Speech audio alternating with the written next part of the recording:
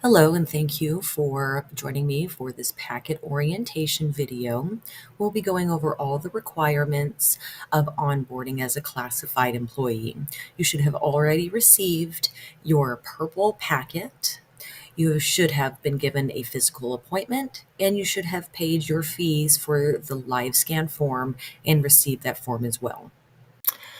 All right. So, first thing I would like to address is that this offer of employment is contingent on completing all pre employment requirements and also going through board approval, which is a very standard procedure. So, right now, I would like you to open your folder and take out your classified employee hiring packet. Okay, so this is the first page of that packet, and this is your to do list. Each step is part of the onboarding process. So, step number one, you will need to have your fingerprints processed.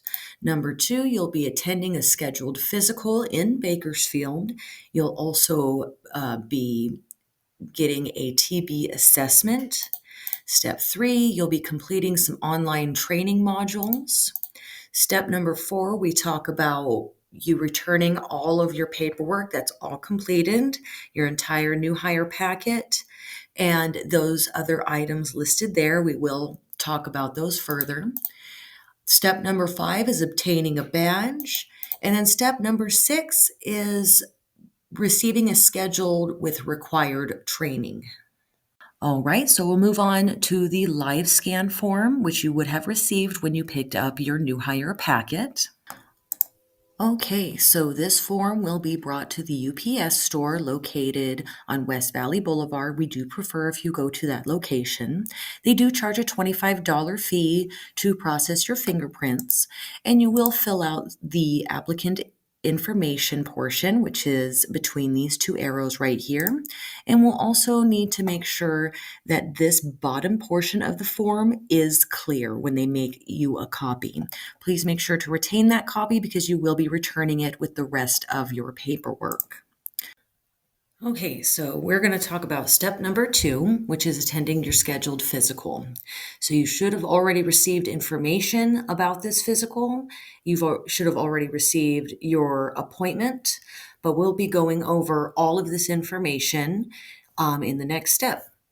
Okay, so open up your purple packet and take out the pre-employment physical information packet, and we'll be going over all of this information inside. All right, so we should have already briefly discussed information about your physical, but you'll be visiting two different offices, both on the same day.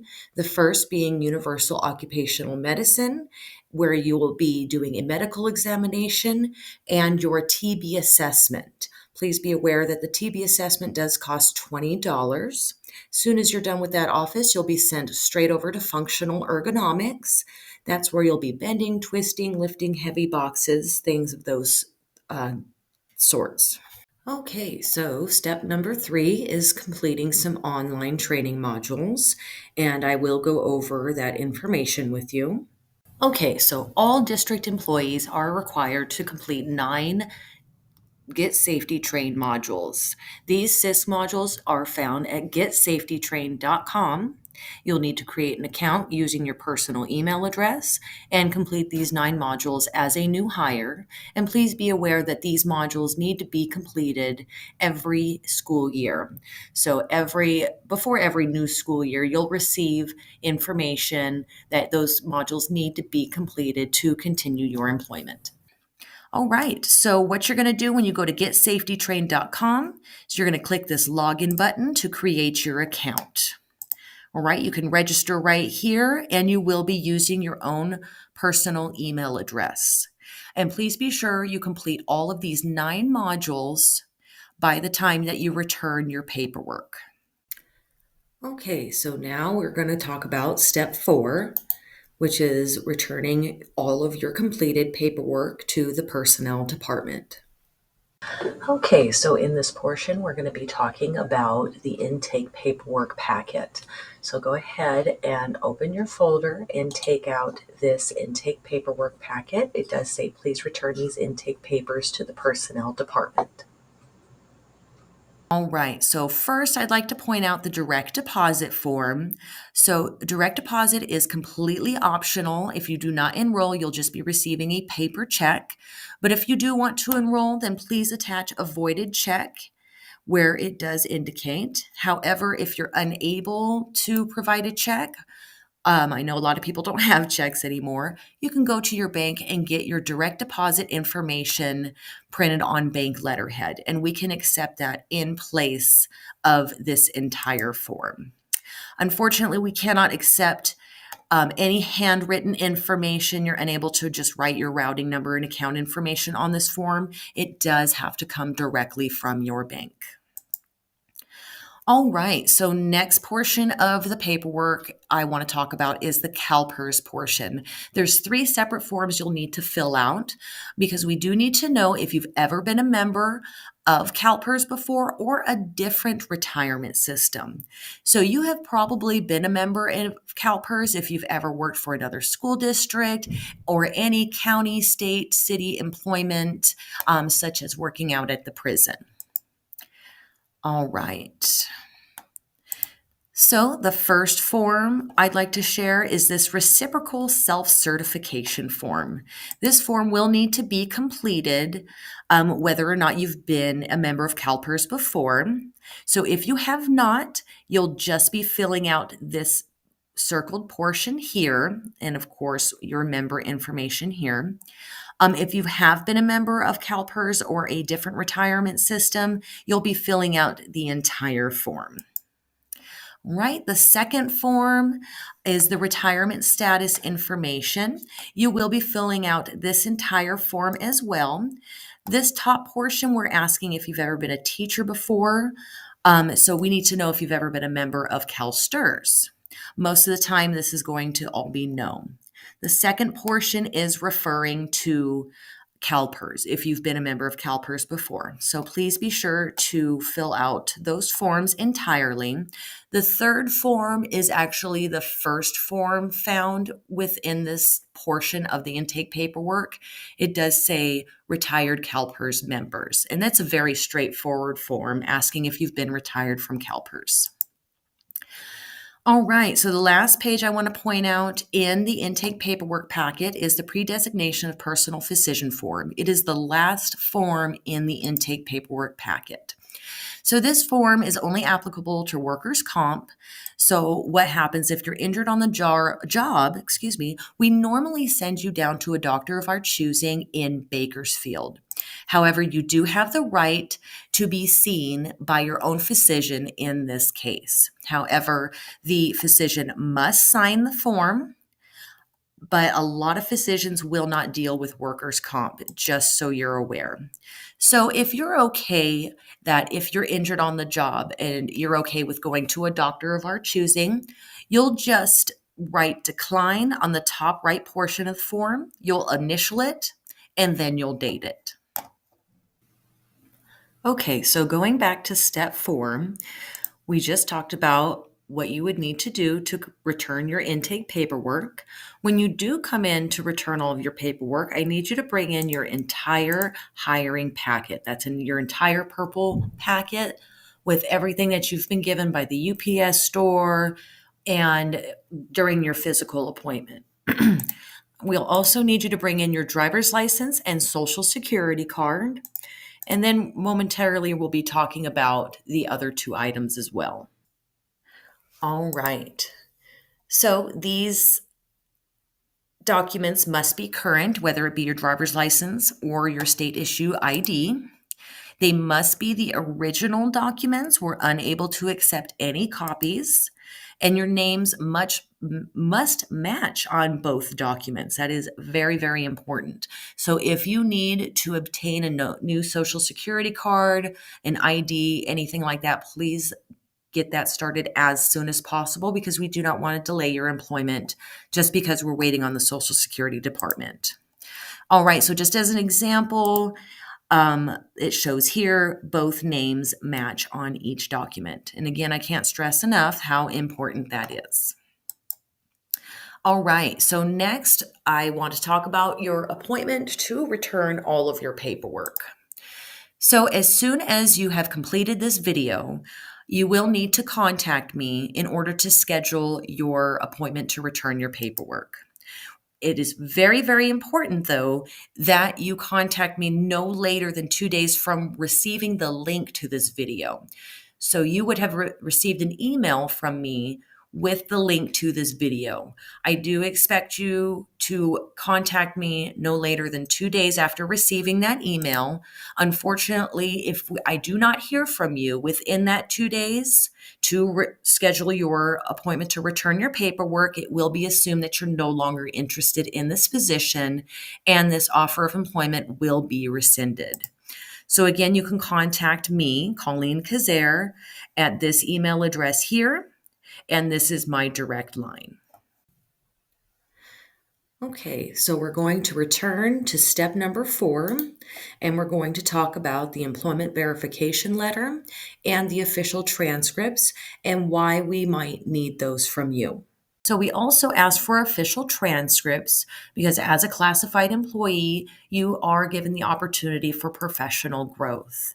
So that professional growth is extra pay or an extra stipend that is calculated yearly, but it's based on the total of number of units you've obtained so far that particularly pertain to your position.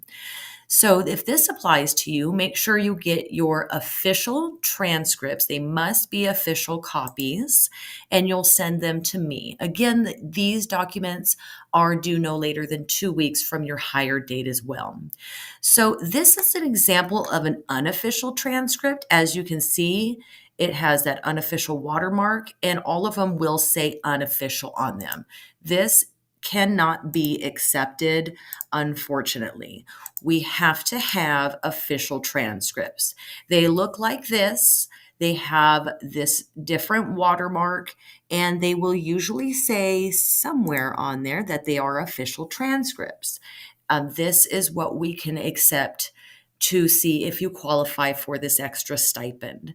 So again, like I mentioned, this stipend is calculated yearly. So if you're continuing your education, please be sure to obtain your official transcripts and send them to the personnel department during the time that this open enrollment period for professional growth is open. All right. So we're going to talk about employment verification. So if you want to be considered to start at a higher rate of pay, you will need to provide an employment verification letter from your previous employer.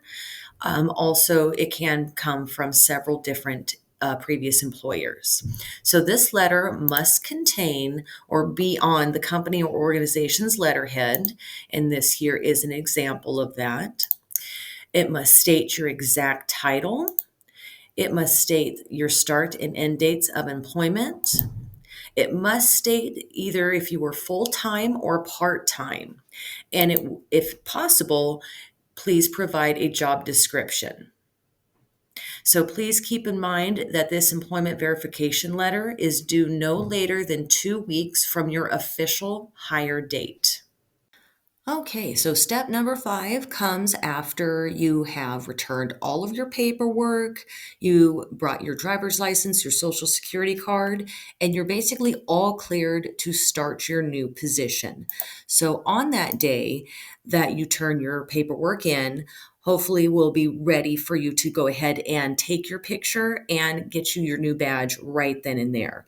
Please keep in mind that if that is the case, please be ready to take a picture on the day that you return your paperwork. All right, and that leads us to step number 6. Also, when you return your paperwork, if you are all cleared to start, you will be getting a training schedule. So you will be receiving a schedule to attend medication and health needs training, and as well as CPR training. You may even need to attend a SPED para orientation session. You will also be receiving paperwork on how to complete your RBT training that satisfies the ABA requirements for the autism specialist, SKIA Mod Severe Paraeducator position. So now we're going to talk about the required training and orientation sessions you will more than likely have to attend. So, several positions require CPR and first aid, medication and health needs training, and also a brief special education paraprofessional orientation. So, once you have completed the onboarding process, you will be given this training schedule, which will have the specific dates for each training and orientation session. You must attend these training sessions in order to retain your position with Tehachapi Unified. That is imperative. Also, I just want to point out that the medication and health needs training requires that you watch this video. The link is provided on your training schedule before you attend the in-person training session. So next, we're going to talk about the training requirements for the autism specialist, mod severe, SKIA paraprofessional position. So this position requires you to complete 40 hours of RBT training. This training will be completed on your own, or you must be ABA certified. You also will need to complete CPI training. So you will receive this paper here with all the information on how to complete each of these trainings. The CPI training, you will need to contact Heather Ringel and the Special Education Department. And then for the RBT training, you will need to go to the Autism Partnership Foundation website, create an account, and complete the training. So once you're completed the RBT training, you must submit your certification to the personnel department in order to qualify for this position. So this certification is due no later than 45 days from your original hire date. And then when you complete CPI training as well, you will also notify the personnel department of the completion. So here is an example of what the RBT training website looks like. When you click on the link, it will bring you to this website where you create your account. And here is the website if need be, but the link will also be on the page that you're given for your training. Okay, so I do just want to mention that more than likely you are an 11-month employee, which means you do follow the student attendance calendar as your work calendar. You can find that information under our personnel department at our TehachapiUSD.com website. So you will see the work calendars listed here, and the student attendance day employees is listed right here. Now, please note that if you are in a different classification that doesn't follow this work calendar, you can find the calendar here. For example, 12-month employees, their work calendar is right here. So I also want you to know that this also means if you're an 11-month employee that you do not work during the summer, which also means you don't receive a paycheck in July. However, we have plenty of opportunities for summer school. So when those opportunities come up, please be sure to apply, but they are based on seniority. Lastly, I want to let you know that all district employees are paid monthly. Permanent employees are paid on the last business day of each month. And now for any substitute work or any extra duty work, those paychecks are received on the 10th. Okay, so if you're an employee who works at least 20 hours or more, you will qualify for health insurance, vision, dental, and you'll also automatically be enrolled in the CalPERS retirement system. So unfortunately, if you don't work 20 hours per week, you won't qualify for these benefits, but you are able to obtain an additional position or even a different position to meet that 20-hour requirement. So you would have received a benefits package as well. Please be aware that these packets, are due no later than 30 days from your original hire date, and you can direct any questions to Carrie Austin, who is the secretary in the business department, and her contact information is listed. Okay. So I do want to let you all know that As a new Tehachapi Unified School District employee, you will be placed on a 6-month probationary period. However, for the first 3 months of that period, you will be ineligible to transfer or apply for any other position within the district. We really just need your first evaluation before you are able to either change positions entirely or transfer into the same position at a different site. But if you have more questions about that, please let me know. Also, you are allotted 6 sick days to use during this full 6-month probationary period. But after you pass that probationary period, you will be front loaded all of your sick, personal necessity, and vacation time. All right, so thank you so much for taking the time to go through this packet orientation video with me. If you have any questions, please feel free to contact me via email or phone at any time. My business card is in your packet. And please don't forget to contact me at your earliest convenience, really, but no later than 2 days after you've received the email for this video to schedule your return packet appointment. Thank you again and have a great day.